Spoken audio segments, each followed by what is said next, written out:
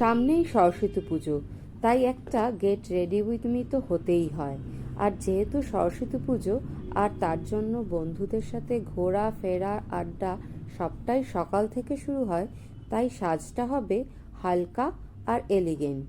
আর দেবী সরস্বতীর পছন্দের রং যেহেতু সাদা ও হলুদ, তাই আমি বেছে নিয়েছি এই সাদা জামদানিটা, যেটা কি না সারাদিন ক্যারি করার জন্য পারফেক্ট অ্যান্ড কমফোর্টেবল।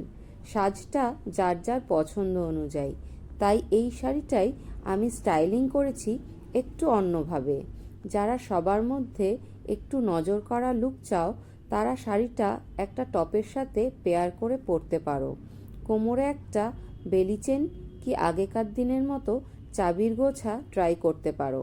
আর জামদানি শাড়ি যেহেতু আমাদের ট্র্যাডিশনের সাথে যুক্ত, তাই ট্র্যাডিশনটা ফলো করে শাড়িটাকে যে কোনো ব্রাইট কন্ট্রাস্টের ব্লাউজের সাথে একটা বান করে, সাথে একটা ফুল দিয়ে বা কোনো হেয়ার অ্যাক্সেসরিজ দিয়ে ট্র্যাডিশনাল লুকটা কমপ্লিট করতে পারো।